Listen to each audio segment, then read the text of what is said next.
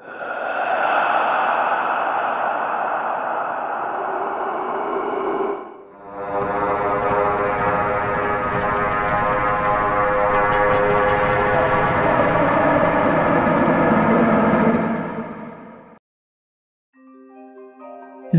বন্ধুরা, আমি অঙ্কুশ। আপনারা শুনছেন আমার ইউটিউব চ্যানেল হান্টিং নাইটমেয়ার।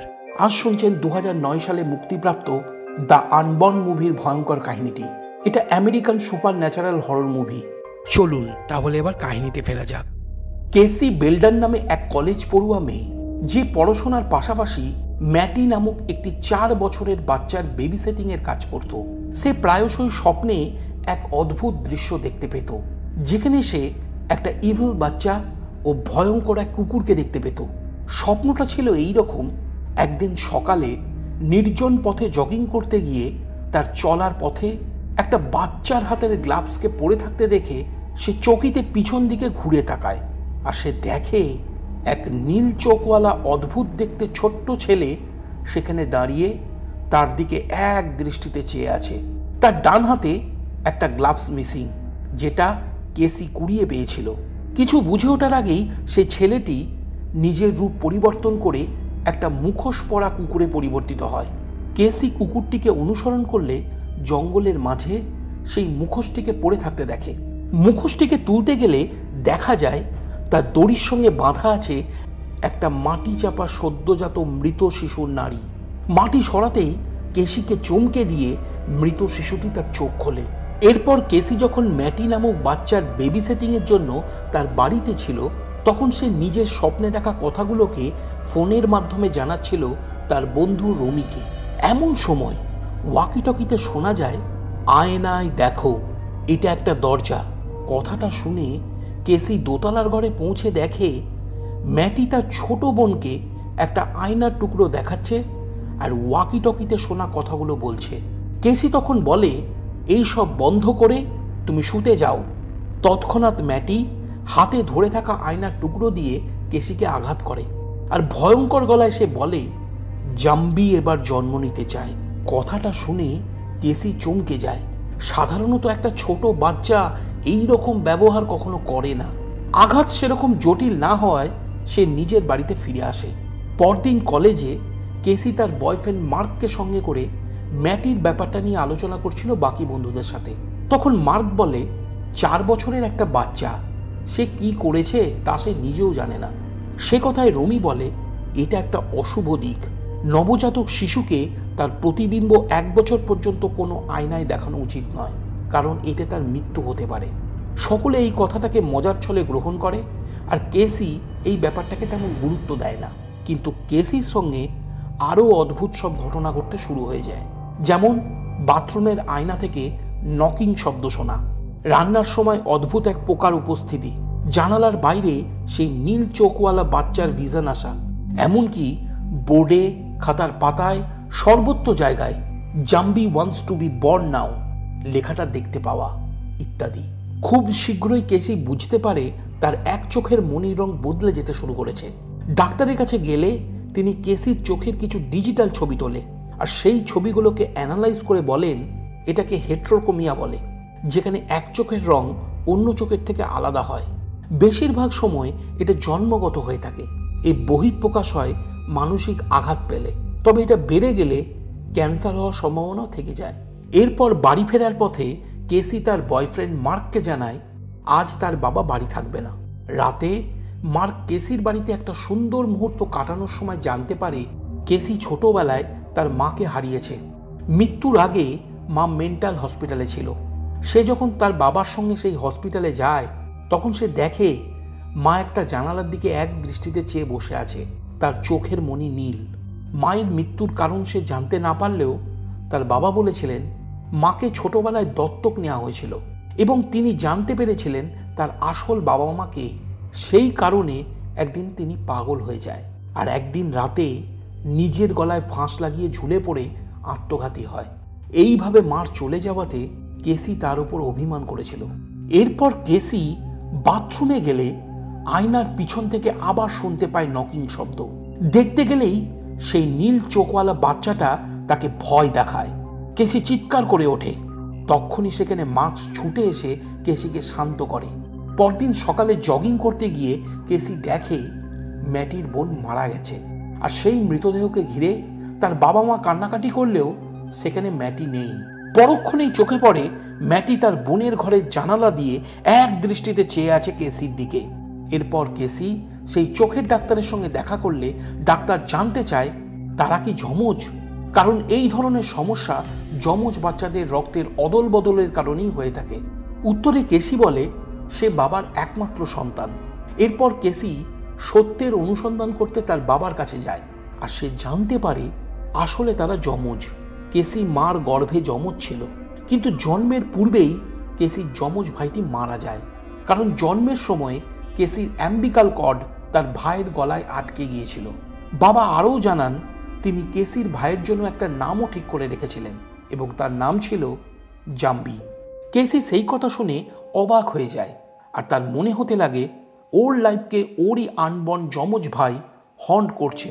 সে এখন বেঁচে উঠতে চায়। এই কারণে কেসি প্রচণ্ড ভয় পেয়ে তার মার পুরনো ছবি, ডকুমেন্টস ও ভিডিও দেখতে শুরু করে। একটা ছবিতে তার মার পাশে সেই নীল চোখওয়ালা অদ্ভুত ছেলেটিকে দাঁড়িয়ে থাকতেও দেখে। তারই সাথে একটা পেপার কাটিংয়ের আর্টিকেল পায়, যেখানে সোফি কোজমা নামে এক মহিলার নামকে আন্ডারলাইন করা হয়েছিল। আসলে এই মহিলা কেসির মার সঙ্গে একই ওল্ড এজ হোমে ছিল। পরদিন কেসি রমিকে সঙ্গে করে সেই ওল্ড এজ হোমে গিয়ে পৌঁছায়, আর সেখানে তাদের সাক্ষাৎকার হয় সোফি কোজমার সঙ্গে। সোফি প্রথম দর্শনে কেসিকে জিজ্ঞাসা করে, তুমি কি যমজ? উত্তরে সে হ্যাঁ বলে জানতে চায়, আপনি কি আমার মাকে চিনতেন? কখনো আমার মা আপনার সঙ্গে দেখা করতে চেয়েছিল? উত্তরে সোফি যখন না বলে, তখন কেসি নিজের মার ছবিটা তাকে দেখায়। সঙ্গে সঙ্গে সোফি তাদেরকে সেখান থেকে চলে যেতে বলে।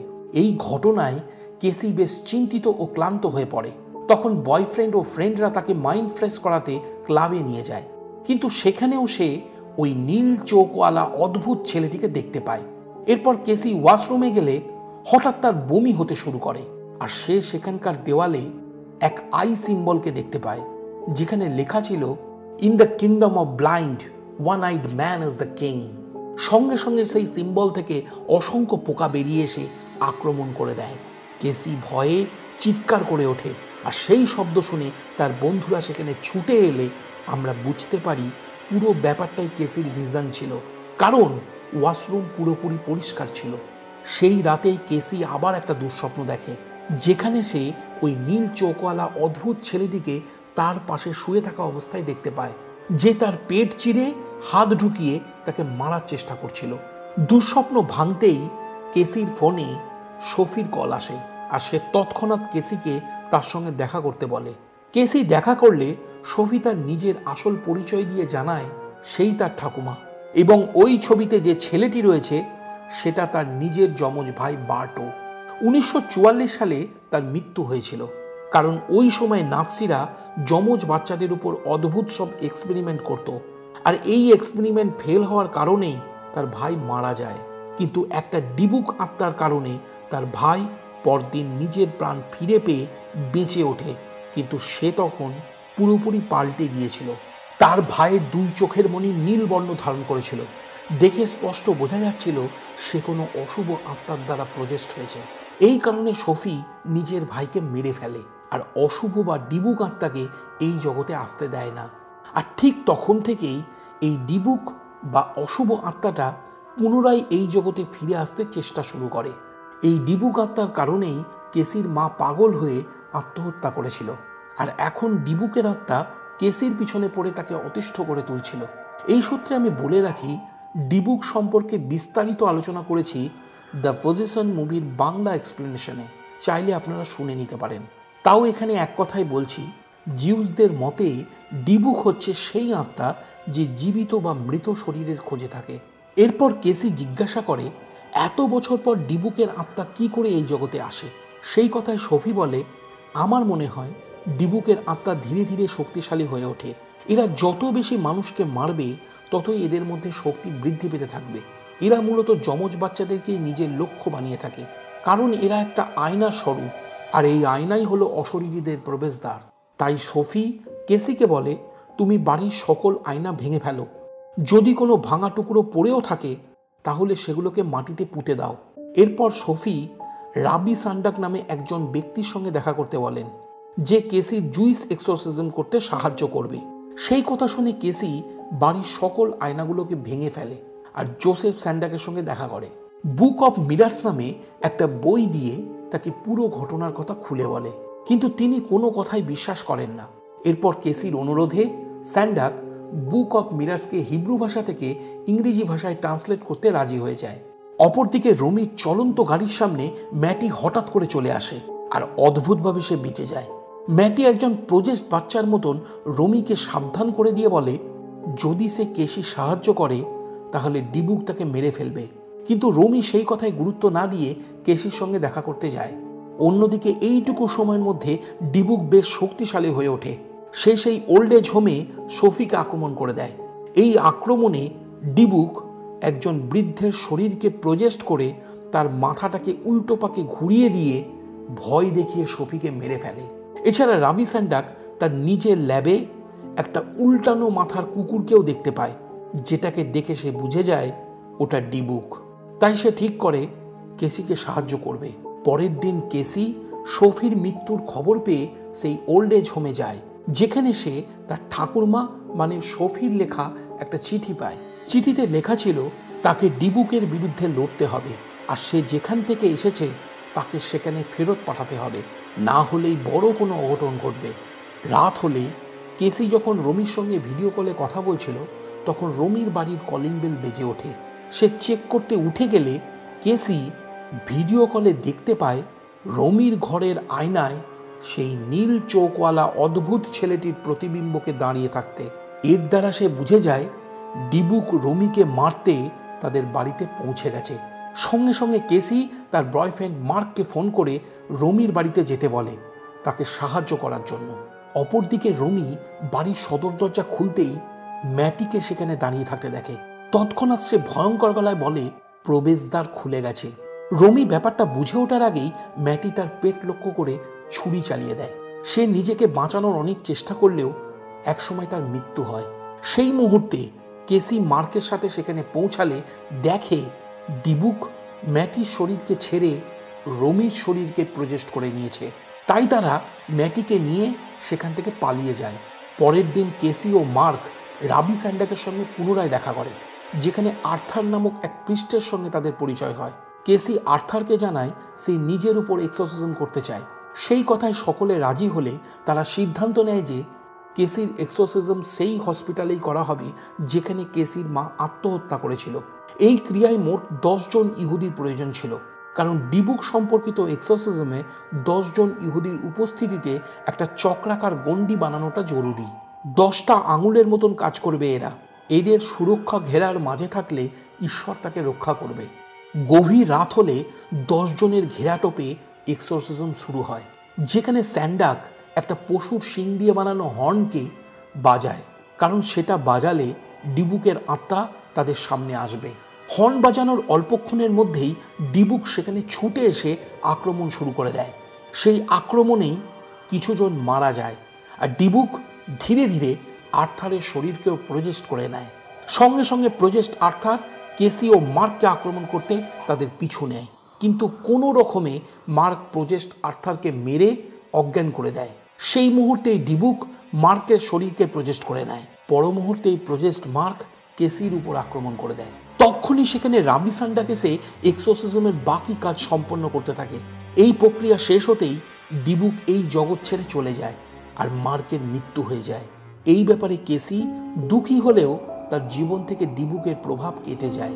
মুভির শেষ দৃশ্যে আমরা জানতে পারি কেসি মার্কের বাচ্চার জন্য গর্ভবতী হয়েছিল, আর এই কারণেই ডিবুক তার জীবনে এসেছিল। আসলে কেসি যমজ বাচ্চার জন্ম দিতে চলেছিল। কাহিনী এখানেই শেষ হয়ে যায়। তাহলে তোমাদের কেমন লাগলো এই মুভির কাহিনীটা তোমরা আমাকে কমেন্ট করে জানিও। যদি তোমাদের আরও কোনো প্রশ্ন থাকে আমাকে জানাতে পারো। ভিডিওটা যদি পছন্দ হয়ে থাকে তাহলে লাইক ও কমেন্ট করে দিও। যদি আমার চ্যানেলে নতুন হয়ে থাকো তাহলে অবশ্যই চ্যানেলটা সাবস্ক্রাইব করে নিও। তাহলে আবার দেখা হচ্ছে আগামী ভিডিওতে। ততক্ষণের জন্য কথা বলো।